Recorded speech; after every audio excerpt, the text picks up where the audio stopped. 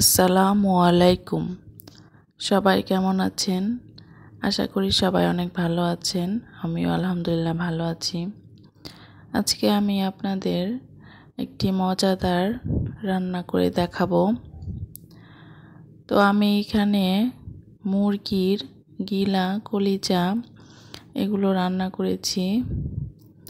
তো দেখতে পাচ্ছেন এখানে আমি মুরগির গিলা, কলিজা, মাথা এগুলো নিয়ে নিয়েছি। তো এগুলো অনেকেই খেতে পছন্দ করেন না বা ফেলে দেন।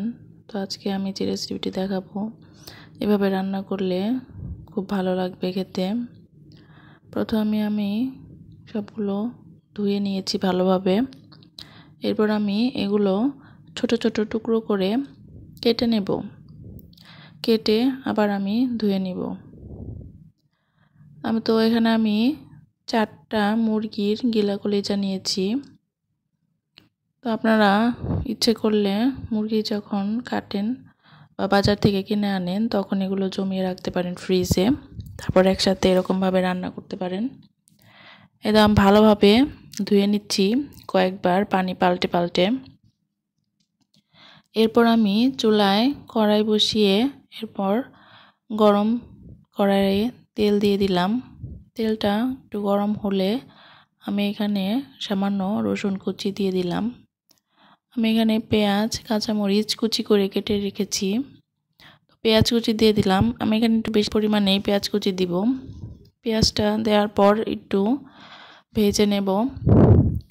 পেঁয়াজটা সামান্য ভাজা হলে আমি এখানে গরম মশলা দিয়ে দিব। গরম মশলার মধ্যে আমি এখানে ব্যবহার করেছি এলাচ। আমি এখানে 2টো এলাচ দিয়েছি, 2টো দারুচিনির টুকরো দিয়েছি, 2টো তেজপাতা দিয়েছি। তো আস্ত গরম মশলাগুলো দেওয়ার পর আমি এখানে আরও কিছুক্ষণ ভেজে নিলাম। এরপর আমি রসুন বাটা এবং আদা বাটা দিয়ে দিব। রসুন বাটা, আদা বাটা দিয়ে আরও কিছুক্ষণ ভাজবো যাতে রসুন আদার কাঁচা গন্ধটা দূর হয়ে যায়। এরপর আমি 2টা টমেটো কুচি করে কেটে নিয়েছি। টমেটোটা আমি এখন দিয়ে দিব। টমেটো দিয়ে আরও কিছুক্ষণ নেড়ে নিব। টমেটো দিলে ফ্লেভারটা অনেক ভালো আসে। তো আপনারা চাইলে টমেটো এখানে স্কিপও করতে পারেন, তবে টমেটোটা দেওয়ার চেষ্টা করবেন, এতে করে টেস্টটা ভালো আসবে। তো আমি এখানে এখন শুকনো মশলাগুলো দিয়ে দিব। যেমন আমি এখানে শুকনো মরিচের গুঁড়ো দিয়েছি, হলুদের গুঁড়ো দিয়েছি, ধনিয়ার গুঁড়ো, জিরার গুঁড়ো এগুলো দিয়ে ভালোভাবে কষিয়ে নিব। এবং আমি এখানে লবণ অ্যাড করব। এরপর আমি সামান্য পানি দিয়ে খুব ভালোভাবে কষিয়ে নিয়েছি।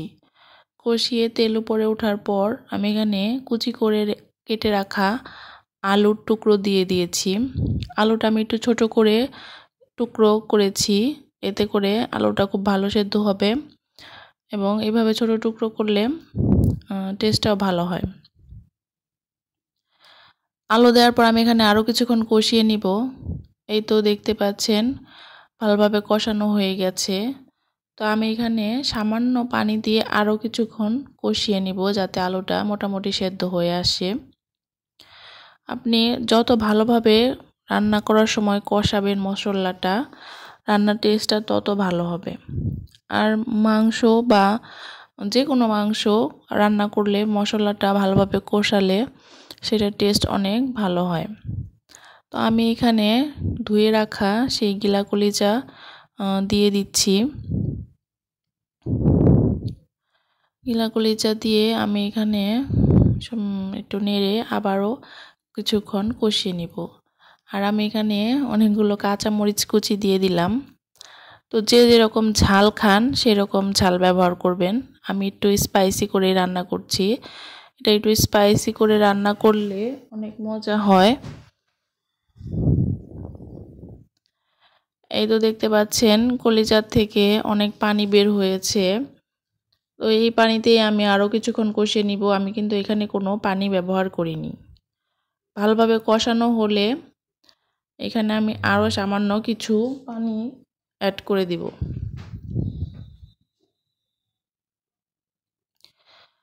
খুব ভালোভাবে কষাতে হবে নেড়েচেড়ে, যাতে নিতে না যায়। এই তো আমি এখানে আরও একটু সামান্য পানি দিয়ে দিলাম, 2 কাপের মতো। পানি দিয়ে আমি আরও কিছুক্ষণ কষাবো।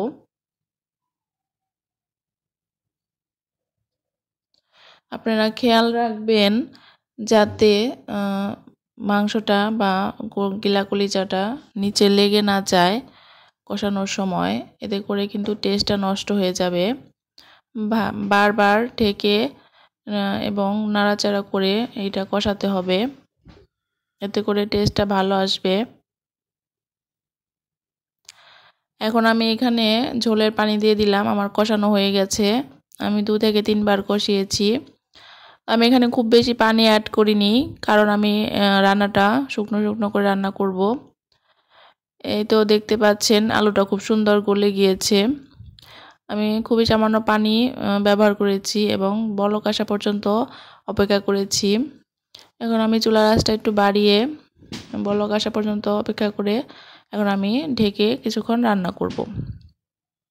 তো পানিটা একটু শুকিয়ে আসলে তারপর আমি নামিয়ে নেব। এর মধ্যে আমি লবণটাও টেস্ট করে নিয়েছি। আপনারা চাইলে এখানে আস্ত জিরা ভেজে শুকনো কড়াইয়ে তেলে আপনি গুঁড়ো করে ব্যবহার করতে পারেন, এতে করে ফ্লেভারটা অনেক ভালো আসে। বা চাইলে গরম মশলার গুঁড়ো অ্যাড করতে পারেন। এই তো আমার রান্নাটা হয়ে গেছে, দেখতে পাচ্ছেন আমি এখানে শুকনো শুকনো করে রান্না করেছি। তো এই রেসিপিটা আপনি এভাবে তৈরি করে আপনি এটি দিয়ে সিঙ্গারা বা বিকেলের নাস্তা হিসাবে যে কোনো আইটেম তৈরি করতে পারেন, বা এমনিতেও পোলাও বা গরম ভাত বা খিচুড়ির সাথে এই রান্নাটা অনেক মজা খেতে। তো আপনারা বাসায় ট্রাই করে দেখবেন। আশা করি যারা গিলা কলিজা পছন্দ না করেন তাদের ওই রেসিপিটা অনেক ভালো লাগবে। খুবই টেস্টি একটি খাবার, লোভনীয় একটি খাবার। তো যারা পছন্দ করেন তারা এভাবে রান্না করে দেখতে পারেন, বাসায় ট্রাই করবেন সবাই। তো রান্না কেমন হলো আমাকে জানাবেন কমেন্টে। আচ্ছা, আজকে ভিডিও এ পর্যন্তই। আল্লাহ হাফেজ।